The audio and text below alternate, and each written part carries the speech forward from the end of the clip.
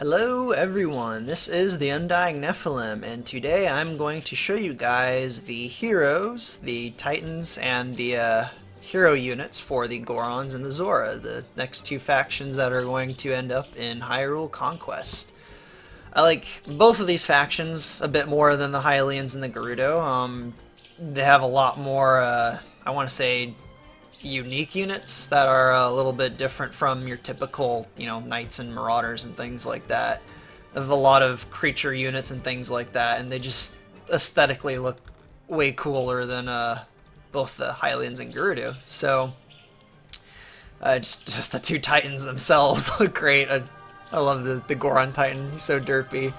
So is the Zora Titan. But anyway, I guess I'll start with the Goron heroes.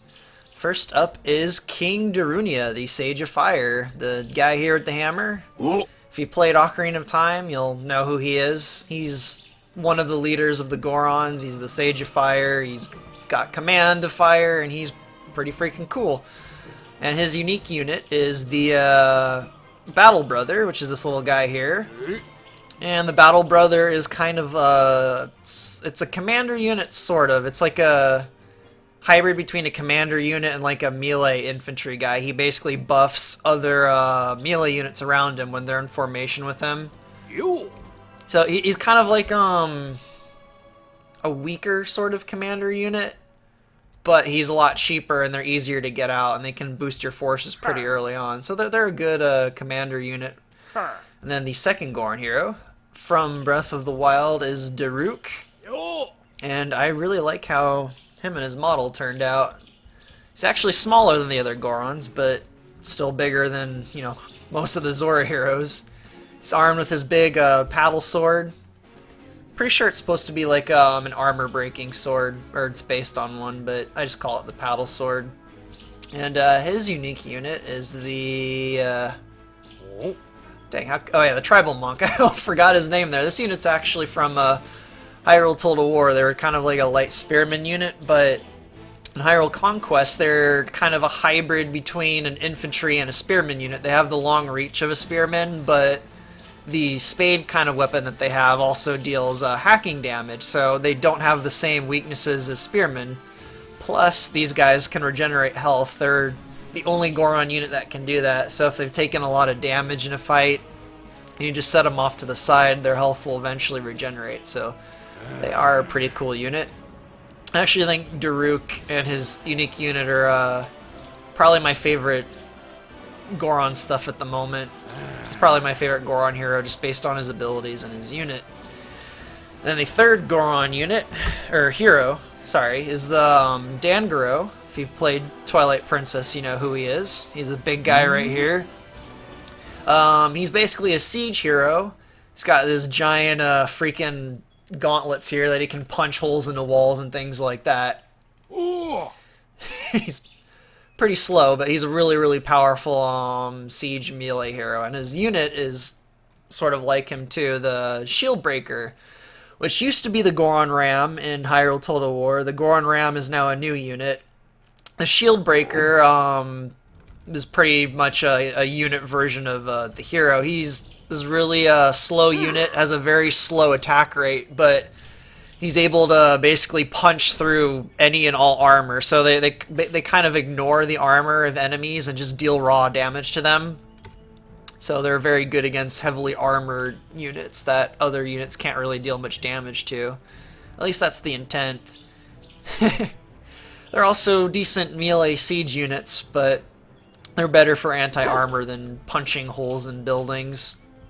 And then the fourth Goron hero is Goron, the younger brother of Big Goron, who's their titan back here, but I'll get to him in a second. He's wielding the Giant's Knife, or Big Goron's sword, and he's kind of a, not really sure how to describe his playstyle, really. His unique unit, which is right here, is called the Brother at Arms. They also have giant knives. They deal a lot of splash damage, so I guess I would consider them like crowd control. They're really good at dealing lots of damage to lots of weak units, so they're really good anti-swarm. He's a good anti-swarm hero, I guess you could say. Same thing with his unit. Like if a giant swarm of Goma is attacking a Goron base, just a few of these guys could probably hold them all off because of how much damage they deal to multiple targets with their wide attack arc. And then the Goron Titan. I think I'll do the 2 Titans last. I'll save them for the end. So I'll just go on to the Zora heroes. So first up is King Zora Dominion the 16th. I believe it's the 16th. They've had a very long line of kings. Like in the cinematics of Hyrule Total War, this guy rode on the battle crab that his ex-wife gave him. But because of limitations in the engine, he wasn't able to ride on the crab. He had to ride on the mount that his bodyguards had. But that's not the case here. He's on his awesome battle crab. And I freaking love this crab. I loved animating it. And I just love the way it moves around and stuff. And how the legs all flicker and stuff.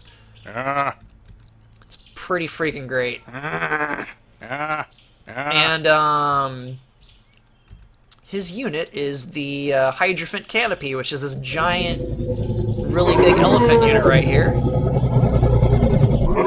And this unit, it's decent against buildings and attacking units, but it's kind of more of, kind of like the Goron Salamander Wagon. It's more of a transport sort of garrison unit. Like you can garrison units up on the top and they can attack enemies from above. So I got 2 little mages here that I'm going to garrison in the top, so they'll be able to shoot their little electric bolts from the top. So I'm going to send them off over here to demonstrate that.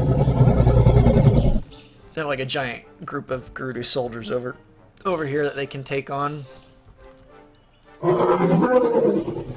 Somewhere over here. I hope they didn't run off. That would be unfortunate. There they are. Love this thing. Anyway, here they come. Start walking in the direction. Joining on the attack too.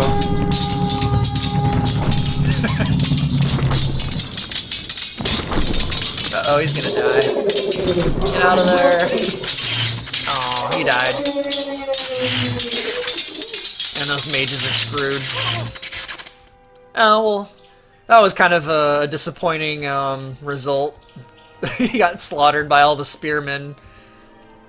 Like most cavalry units or creature units, these giant elephants will be vulnerable to spearmen, and all those Gerudo spearmen took him out pretty fast, and poor mages died in the process. But yeah, the Hydra Fent canopies, they'll be able to garrison 4 units in the top, so you can mix and match different types of mages, and they'll be able to shoot from above, and sort of gives them a little bit of a resistance to damage, which is pretty cool. I love units that can garrison other units. They tend to be there's not too many of them in RTS games, but any strategy game that has a unit that can garrison other units inside to sort of combine their powers, they're always units I tend to gravitate towards. I love that crab. So that's the Zora King and his unique unit. The next unit is his daughter, Princess Rudo, the Sage of Water, who uses ice more than water. And she is a mage hero, a very, very, very powerful close quarters melee sort of mage hero. And she has an area of attack that can damage multiple units, which I'll demonstrate in just a second. I'll send her up here to get ready to attack some Gerudo. And then her unique unit is Nehru's Blessed, or Blessed. Not really sure how to pronounce that, actually.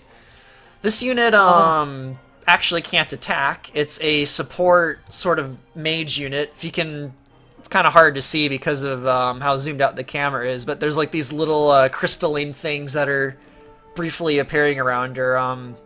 What these units do is they generate these crystal shields around allied units, and they boost their armor. So if you have a few of these in a group of Zora soldiers, they'll basically give them a huge armor buff and make them very resistant to melee damage. So they're a really good support unit that boosts the power of, not the power, the defense of a Zora army. They'll make them a little bit more survivable. Combined with healers, they're pretty freaking awesome. They can basically prolong the life of a Zora army longer than they would otherwise. But anyway, I like Rudo's crazy laugh. I'm gonna send her against some Rudo units to use her ice magic.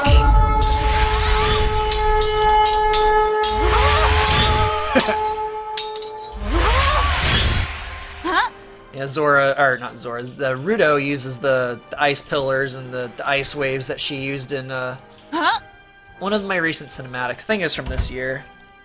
I would consider her an ice mage, I guess. Let's send her against some more targets.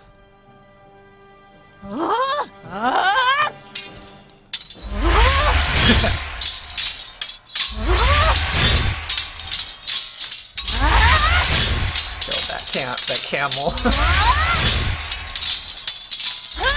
Giant ice wave.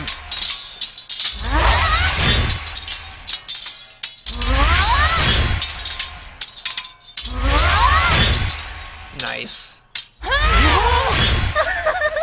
So yeah, Rudo's a really powerful melee mage unit. She only took about a quarter of a damage from all of those soldiers. So she's probably my favorite Zora hero. As far as like the hero unit, I think I prefer the King's unique unit though. I like the giant garrisonable elephant. So the third Zora hero, a long time, he's still been here after I think, God, it's been 10 years now. Ambassador Zelene, the ambassador of the Zora Dominion. True to his roots, he's actually a healer. He can heal units that are damaged, and his unique unit has to do with healing too. That's actually one thing I totally I forgot to mention in the Zora videos. The Zora are pretty much the only faction that have dedicated healers, which is something I really wanted in Medieval 2, but Medieval 2 has no in-battle healing at all, so the Zora weren't able to have any healing abilities, which, strange coincidence, I've always associated the Zora with healing for some reason. I don't know why, but in the new Breath of the Wild game, apparently the Zoras are proficient in healing now, so that's a weird coincidence. But yeah, Zelene is a healing hero. He also has a sword, so he can attack, but he's actually not a very strong attack hero. He's a better support hero for healing units. And it's the same thing with his unique unit, which is the Healer Supreme. The Zoras, they have like this normal healer unit that can't attack at all. They just kind of walk around and heal units that are injured. But the Healer Supreme here has a sword, and they're able to attack enemies while healing nearby soldiers too. So they're kind of like a buffed up, better healer unit. And they're a little bit more survivable since they can attack enemies in combat. They're still not like a great combat unit. Like I wouldn't make an entire army of these ladies. I would still have, you know, the actual Zora soldiers because they deal more damage than them, but they're really useful to have on the front lines with your normal soldiers to keep them alive. And then the last Zora hero is the head librarian, the Zelene's wife, Talara. And she is pretty freaking awesome. She's got the little thunder rod there. Same thing with her unique unit, which are called the Storm Bolters. They're a melee mage unit with the little thunder rod. And they're basically a melee version of the Zora Spark Mages, but they deal lots of splash damage, so if they're surrounded by enemies, they'll deal a bunch of electric damage to all of the enemies around them. So they're really good crowd control, kind of like the Goron's fourth hero and his fourth hero unit. So if like a Goma Swarm was surrounding this unit, or Talara herself, they'd be really good at wiping out groups of small weak units. So I'd consider her a crowd control hero. Same thing with their unit. Although a lot of Talara's abilities actually boost research and stuff. So she's a tech up hero too. She improves the speed that you can tech up and research technologies and stuff, which is pretty cool. So that is all of the heroes for the Gorons and the Zoras. And now I guess I will show the Titans.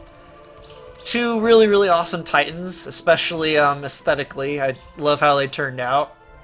The Goron Titan here, if you played Ocarina of Time, you'll probably know who he is instantly. Gawking up at the sky is Bigoron, the legendary smithy who made the awesome Giant's Knives. He is a very, very simple sort of Titan unit. He's basically just a slow-moving, heavy damage melee Titan unit. He's really good at attacking buildings. In fact, I think I'm going to make it so that he can walk into enemy walls and it just instantly destroys them when he walks next to them, which will be pretty awesome.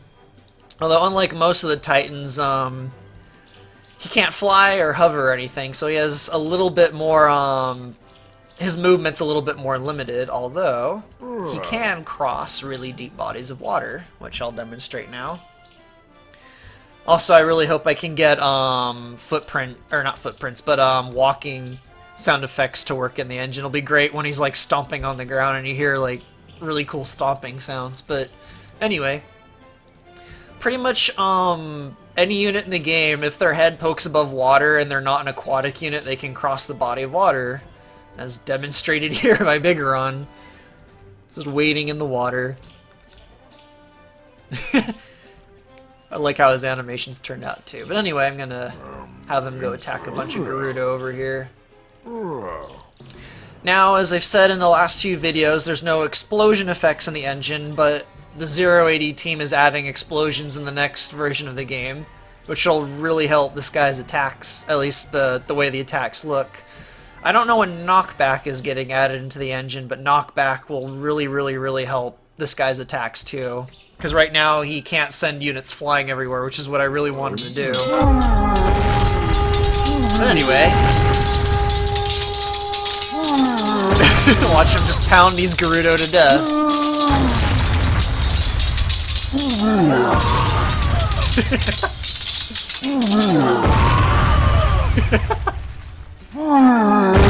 That was awesome.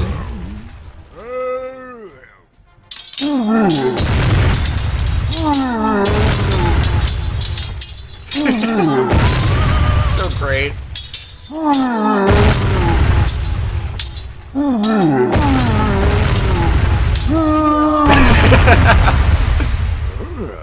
So yeah, Goron is a really powerful splash attack melee siege unit.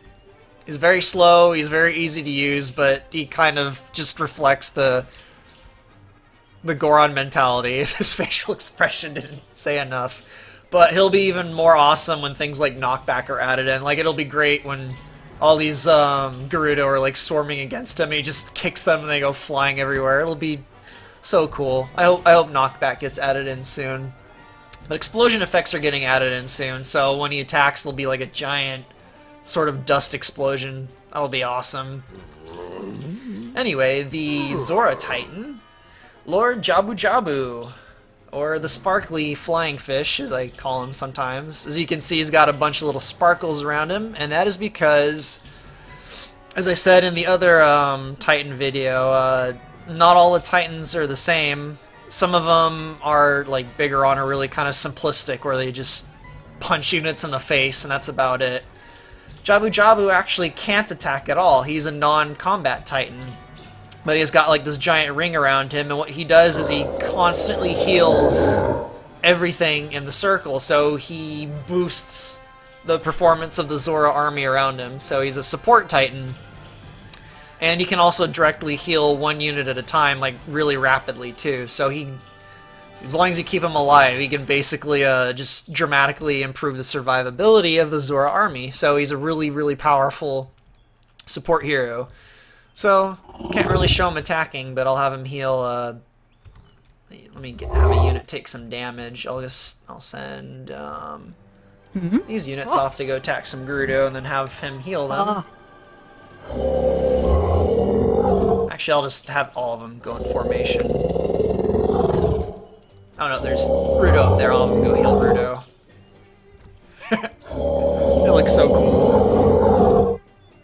All the heroes like status buffs above their heads. It's pretty great. So yeah, he is a healer Titan, so not really impressive visually. He won't be like shooting any laser beams or anything, but as far as gameplay goes, he's probably the most useful Titan in the game so far, because he keeps so many units alive longer than they would otherwise. It looks like Rudo killed a little boar up there. Anyway, I'm gonna kill him. Poor fish died. And I'll kill Goron too.